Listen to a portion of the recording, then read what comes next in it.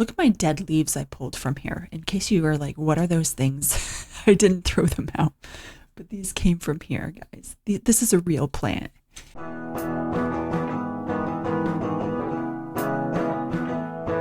Good morning. Hi. The sun is just starting to come up, but I wanted to be able to do my first video for you. First, I'm the minimalist.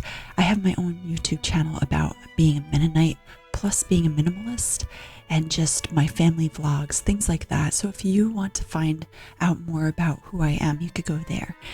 And I've done lots of things about books over there, but I thought, I need to make my own book channel because I just read a lot. In case you're curious what kind of books I read such a variety. You're going to get from me fiction books that I'm really interested in learning about different Asian cultures, but cultures in general, but I find myself reading a lot about various Asian cultures.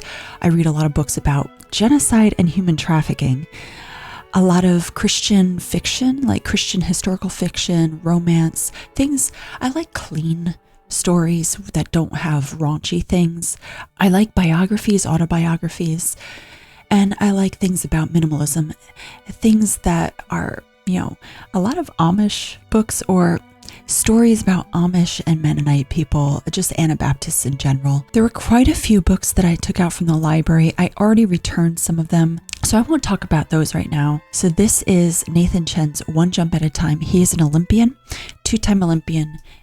He has won gold medals, I think 2 gold medals. So this is a book that he wrote about his upbringing, about his time going into 2 different Olympics. As much as I really wanted to love it, it was kind of a letdown because he just talks so much. I understand he has his sport.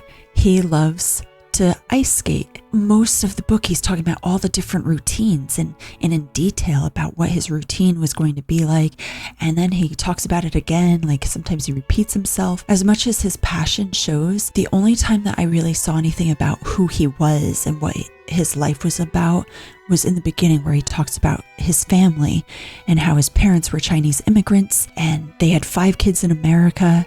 And he talks about being the youngest of those children and what that was like, and how his mom was very much a part of their lives. Maybe he doesn't have much of a life outside of the rink. That could be. He's still young, so I understand. If he ever writes another book, I'll be interested in reading it. I do read a lot of books about Olympians. That is something I love. Also, I like books about mysteries. I didn't mention that before.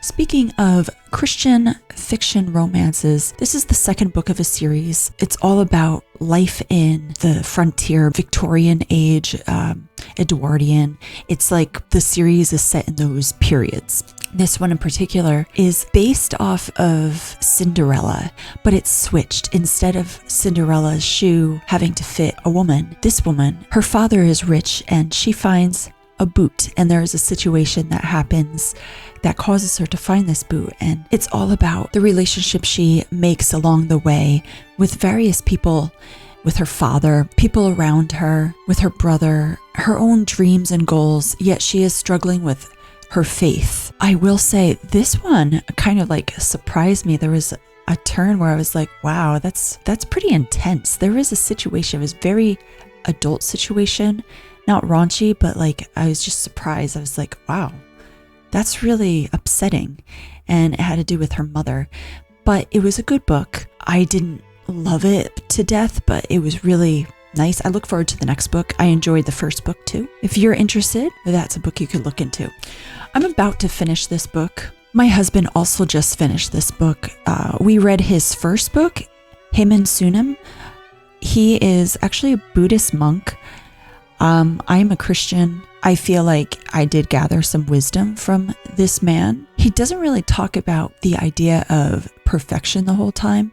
It's more just how to build yourself up, how to feel better about who you are, how to appreciate the people in your life. And it has really pretty pictures in it. Let me show you the art. I really love art.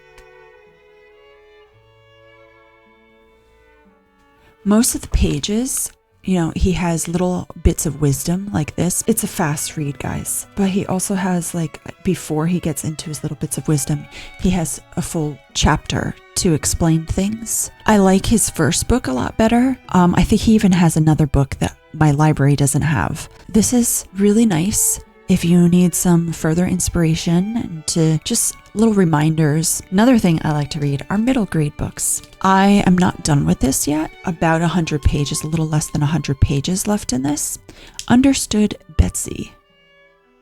This is interesting. I've got to say, this was written in 1917. When was Anne of Green Gables written? 1908. Okay. I don't really know if Anne of Green Gables was as widespread as it was that people were extremely inspired to write stories similarly. This book, it features a girl named Elizabeth.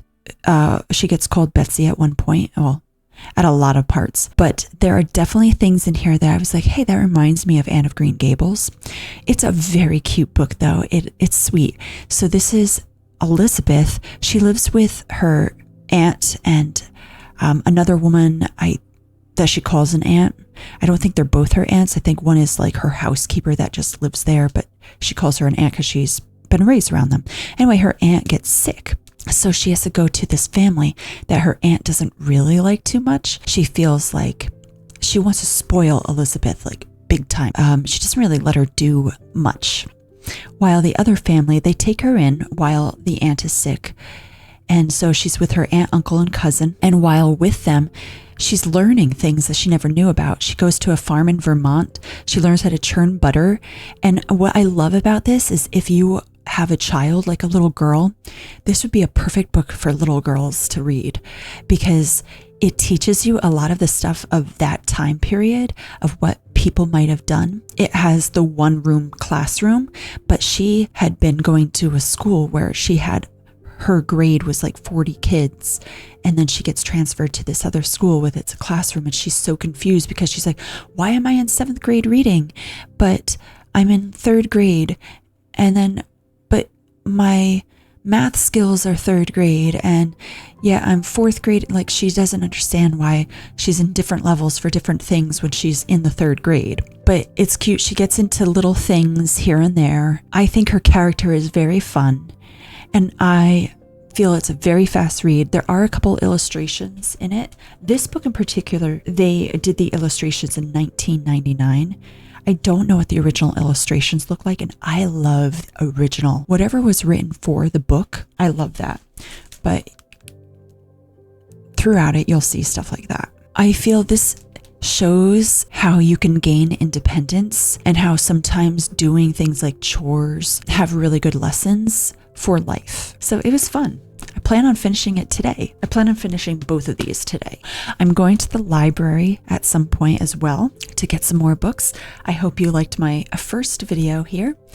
And I will do ones that are more structured based off of some of my favorite books I'll do different genres that I love and what my favorites are from those. I would love to know what you guys are reading, and I hope that we'll have a really great time learning together and reading together, and maybe I'll be inspired by the books you're reading and you'll be inspired by the books I'm reading. I feel like this is an interesting collection of books that I decided to take out. So thank you guys. Please like and subscribe this video as I am brand new to this channel, and please check out my other channel too. Thank you.